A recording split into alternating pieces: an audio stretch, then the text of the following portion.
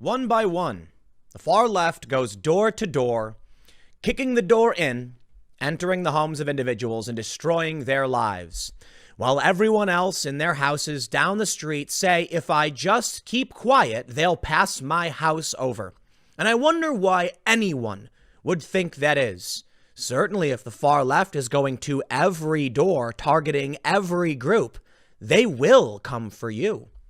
But for some reason, I hear it over and over again. If I just personally stay quiet, they'll leave me alone. And they never do. And that's the lesson being learned now by liberal elites. Mary Weiss, she is kind of an intellectual dark web type. She really popularized the idea of the intellectual dark web. She was a writer for the New York Times. And according to her now resignation letter, because she's quit, she was brought on to basically give a voice to the people that the New York Times kind of was ignoring. You see, they missed 2016 and they didn't understand why it was that Donald Trump was able to win when everyone was screaming in their ears that Trump was the worst of the worst. So apparently they bring in Bari Weiss and they say, why don't you go and talk to some of these people and find them? Well, Bari Weiss actually gave a lot of space to political moderates, not necessarily a whole lot of conservatives, but she was still kind of pushing back on the wokeness. She has since resigned, citing an illiberal environment. And now I can say the liberal elites are getting their taste of cancel culture. You see, a couple weeks ago, a letter was written. It's now known as the infamous Harper's letter, where several very famous high-profile liberals, and I do mean liberal in the actual colloquial U.S. sense, not leftist, social liberals. These people signed a letter saying that discourse was being sacrificed in the name of activism, that cancel culture was bad, ideas must flourish. And guess what? They actually started canceling people on that list, targeting them, threatening them, bullying them, harassing them, and it worked. You know what's funny about the culture wars? A few things I want to bring up. I want to read you the story. I want to show you some tweets and talk about the severity of what this is. First, they came for conservatives. They were harassing, they were threatening, they were banning them. And many people spoke up, but most of these liberal elites didn't. They said, oh, it's a private platform. Well, you know what? Here we are. They're going to eventually ban me for sure. I just got word that Dan Dix, an independent YouTuber who I've mentioned several times, has been permanently banned from YouTube. I don't know exactly the full details, but the purge is upon us. It's been upon us, and it's been a slow roll. They can't just go outright and ban everybody, but there will come a point where I will be completely removed as well. And that's why I've been so adamant about speaking up against this illiberalism, the authoritarianism. It's coming. It came for the New York Times, and now they have begun the purge, right? At large papers. The takeover is here. When conservatives were getting banned, I said, I am not a conservative, but I learned from history and I will speak up to the best of my ability. I will go on high profile shows and I will call this out. And for it, I myself was called a conservative. I'm not. Maybe in some ways, but mostly, you know, I've taken so many political tests. I recently took a Pew political party test and I am a left-leaning independent. Many news outlets actually get that right. Unfortunately, many news outlets are being purged and taken over by the far left. The liberal elites, these people, they danced and they sang as the conservatives got purged, saying, well, it will stop somewhere, won't it? Of course it'll stop somewhere. That's what John Oliver said about statues being torn down. When Trump said, hey, they tore down, they want to tear down Stonewall Jackson. Who's next? Jefferson, Washington. And John Oliver laughed. Obviously it stops somewhere. And then they tore down Jefferson, and then Washington, then Grant, Hans Christian Heg, and finally, we presume it was the far left, but someone tore down Frederick Douglass, an escaped slave who spoke up for liberty. It's truly remarkable how far we've come. Now, I've been screaming for years, and for it, I've been smeared, but I don't care. I will stand up for what's right.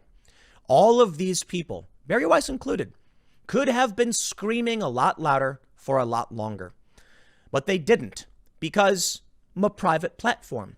Now, I'm not trying to drag Bari. I think she's actually done a good job of giving a voice to many of these people challenging the far left. But Dave Rubin had some criticism. He mentioned that he wanted her to publish that the far left was a threat that was causing these problems. And apparently she didn't do it. I'll show you his tweet in a second. I responded to it. But I have to tell you, I've been talking about taking the van down by the river as if it was a joke, right? I don't know if you caught my earlier segment where I talked about the McCloskeys. These are the people in St. Louis who were defending their homes with weapons when the Black Lives Matter fanatics came to the private property. I say fanatic because there's been a wave of violence and murders, and I don't think it's fair to say protester at this point. Not every single person who adheres or believes in Black Lives Matter is a fanatic, but certainly when they march around breaking down gates and stuff like that and threatening people, you can argue it's fanaticism. Well, these people had police officers show up to their house and seize this man, Mark McCloskey. They seized his rifle. The wife, Patricia, said she wanted to take a picture of it happening, but the cops should turn around so that no one harasses them. And there it is. This is what the left means when they say bootlicker. It means the authority shows up the cops. The cops know they're violating their rights. And the people who live there just say, well, they're just following orders. Not following the law? No, they're just following orders. There's no one to stand up against this tyranny, this oppression, authoritarianism. And it's been escalating. I looked to my left, to the liberals, and what did they say? But my private platform. And I said, do you not realize they'll come for you next? We must stop the cliff from eroding. And that includes the right, because they're the ones standing on the edge of the cliff. And if they keep tearing down this edge, it'll eventually come for the rest of you. And they said, it'll stop somewhere. And it didn't. It certainly didn't. Matthew Iglesias, the co-founder of Vox, tweeted that he had a commitment to not speak on Twitter about contentious issues anymore. Why? Because he signed the Harper's letter, the famous letter condemning cancel culture. And one by one, these people just bend their knees and they say, maybe if I keep my head down, they won't come for me. It's really funny. I can probably say it 50 million times. And even people who watch these videos just don't get it. I have a family. I'm going to keep my family safe by not speaking up. I understand you're worried for your family. I understand you don't want to stand up because you're scared about what will happen. They're going to come for you. They will take your job away. They will strip you of your resources. And you know what you're doing by sitting down and saying nothing? Imagine it this way. You're at your house in the suburbs, wherever you live, and you see down the street a group of people going door to door, stripping away the rights and resources from every house, one by one, without skipping a beat, without skipping a house. And even though you can see they're going to every single door, you say, but if I just stay quiet, maybe they'll skip my house. They won't. Now the liberals are learning it the hard way as they start to get canceled, harassed, mocked, belittled, and they lose their jobs. These are the people who said, well, they're only going after conservatives. Amazing. Because there were still many conservatives who said, if I keep my head down, they won't come for me, but they still came for everyone.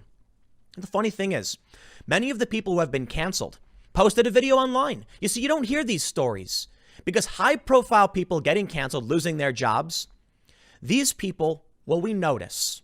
But regular people who have been canceled by the tens of thousands, who can't find work because of accusations, you'll never hear their stories. And it's been happening because I've heard their stories when I've met some of these people. I've put on events, I've done speaking events, and I've met people who say, I've lost my job, I was banned from social media. What do I do? Nobody knows. Who do I talk to? That's just the way it is. They've been purging. They will continue. They won't stop, and they won't skip you. So I'll tell you what happens when I joke about going down by the river in my van. We're expanding. I plan to keep on speaking up. I plan to keep defending freedom until they finally ban me. I will. But there's a reason why I've decided to get away from the cities, mostly having to do with the escalation of violence and the refusal of these cities to actually do anything about it. The police are being defunded. They're backing down. It's probably not a good idea to be in the city at this point. The other problem, though, is what do I see when I look to my right? I look to my left. I now see panicked liberals signing a letter saying, stop canceling, you're too close to us. And what happens when I look to my right? After they begin canceling people, we've now seen the next wave. Riots, violence, vandalism. And when they show up to the house of the McCloskeys, and I'll tell you what went down. These people show up, they enter private property, they break down the gate, and the police arrest nobody. They do nothing.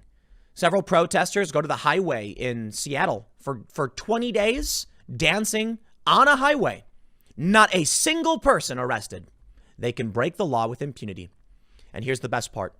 After they enter your private property, like the McCloskeys, they broke down the gate. And when the McCloskeys dared defend themselves, the police showed up for them. Now, the police apparently didn't want to be there. That's what they said. The police still did what they were told to do, acting on behalf of the mob. The mob said it was wrong.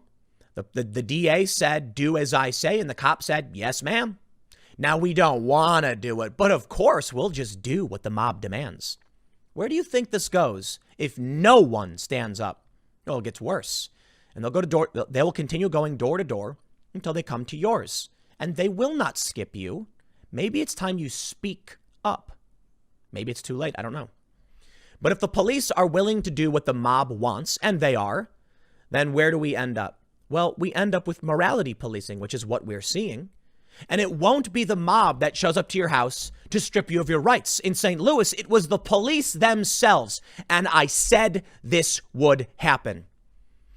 And many people said, never. No. Oh, it won't. No. This is what I warn, and I'll warn it again. The more these activists, these fanatics, take cultural institutions like the New York Times, the more they begin to dictate public policy, the more they get into public office, the more likely it is the police will gladly, gleefully violate your rights to secure their own personal paycheck. They will not skip your house. And guess what? One day you will find the mob outside your home, just like the McCloskeys, and they'll be screaming things that are not true. And you'll say, but these are lies. These are lies. I didn't say anything. I kept my head down. But it won't be the protesters who actually break your door in. No, it'll be the police. The police will show up and they'll say, you've been accused. But these are lies. I never said anything. I don't care. I was ordered by the DA to arrest you and strip you of your rights. And do you know what I see when I look to my right? The conservatives going, well, I'm not going to blame the police for doing what the mob wants them to do. You know, they're just following orders. Keep that. Keep saying it. I hope it keeps you warm as you're being walked down to the gulag. Maybe a little extreme, but what do you think's going to happen?